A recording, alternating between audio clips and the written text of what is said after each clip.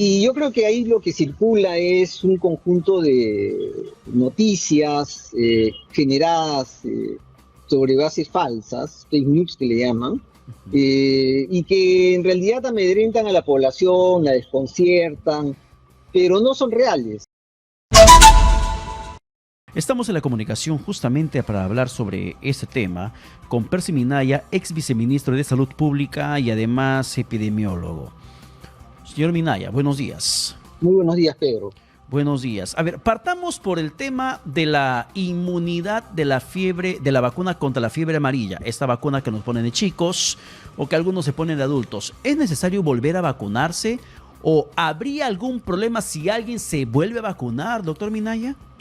La vacuna suele conferir protección para toda la vida. Ese es lo primero que hay que saber. Lo que ocurre es que tenemos alguna duda en oportunidades del estado de vacunación de una persona. Efectivamente, porque con el paso de los años es difícil que se pueda demostrar que ya recibiste la vacuna. Ahora, es cierto también de que no todos hemos tenido la oportunidad de ser vacunados de niño, porque la obligatoriedad y la incorporación en los esquemas nacionales de vacunación para los niños ha ocurrido en los últimos 20 años. Entonces, las personas que estamos en riesgo, especialmente las que viajamos hacia la selva o hacia áreas donde hay transmisión de dengue, pero que también, porque es el mismo vector el que transmitiría la fiebre amarilla en las áreas urbanas, y ante un eventual riesgo negado, en realidad, porque no hay noticia de transmisión urbana de la fiebre amarilla,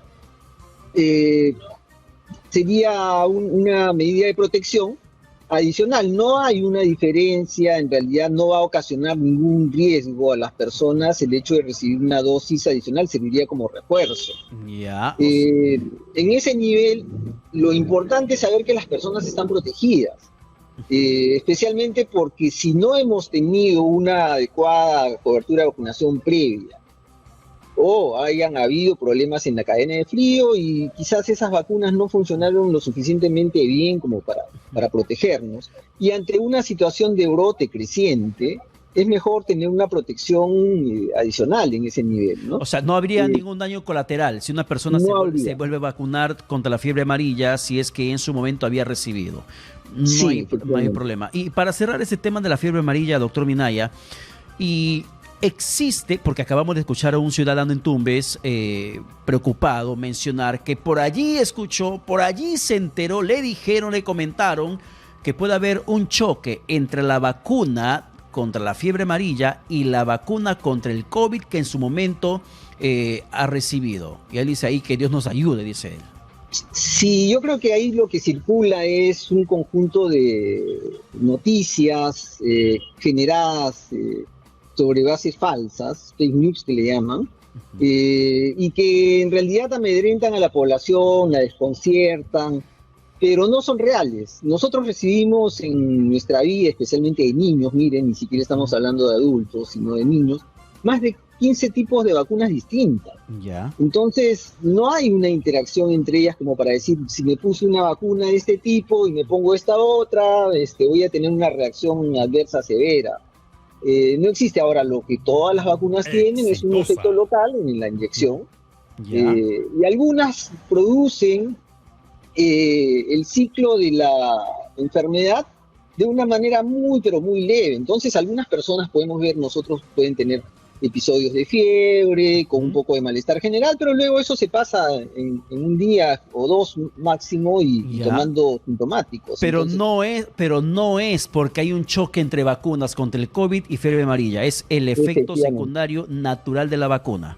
Que reproduce el ciclo de la enfermedad y eso es para parte generar inmunidad natural. Exactamente. Entonces, no hay ese riesgo de un choque entre la vacuna del COVID y cualquiera de las otras vacunas. Ahora, doctor, entrando al tema para el que lo hemos convocado, esta alerta lanzada por el Ministerio de Salud sobre ese riesgo de importación de sarampión a nuestro país, ¿qué significa, por favor, esto para informar a la población nacional? El sarampión hace cerca de 2 décadas había sido eliminado. Sin embargo, hay brotes, casos que se registran en cerca de 180 países en el mundo. En este momento nosotros tenemos brotes en América, en Norteamérica, en Estados Unidos, en Canadá, en México, y desde ahí tenemos importación de casos. Van llegando progresivamente los casos. ¿Dónde está nuestro riesgo? Está en el hecho de que nosotros tenemos bajas coberturas de vacunación en los últimos años. En los últimos 5 años se ha acumulado cerca de 1 millón de niños susceptibles en el Perú, niños menores de 5 años. Nuestras coberturas con 2 dosis de vacunación, alcanzan a 76, 66 y 55% respectivamente en los últimos años, en los últimos 3 años. Más de 60%, 61% de todos nuestros distritos están en un nivel de alto riesgo para transmisión del sarampión. Ahí está el problema de lo que nosotros tenemos en este momento y la obligación de poder hacer una buena vigilancia y desarrollar medidas de prevención y control rápidas para tener coberturas importantes. El hecho de que tengamos un caso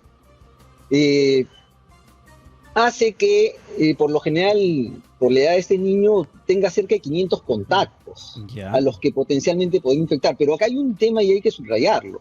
El caso que se ha encontrado importado ha sido notificado 12 días después de que el niño ha desarrollado todos sus síntomas y estaba en periodo de contagiosidad.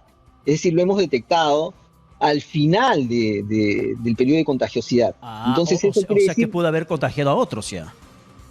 Muy probablemente. El caso debe haberse expuesto alrededor del 12 de abril en Estados Unidos. El día 22 de abril viajó hacia el Perú. El día 26 de abril desarrolla los primeros síntomas. El 1 de mayo desarrolla la fase eruptiva. Se notifica recién el 7 u 8 de mayo al sistema de salud. Y el día 10 de mayo, hace un día atrás prácticamente, nosotros sacamos la alerta, pero ya cuando había recorrido todo el periodo de contagiosidad de este niño, y ojalá no se haya expuesto y que haya tenido la familia el buen cuidado de mantenerlo en la casa. Pero sí ha estado en contacto con otros niños en el colegio, en el barrio, en centros comerciales.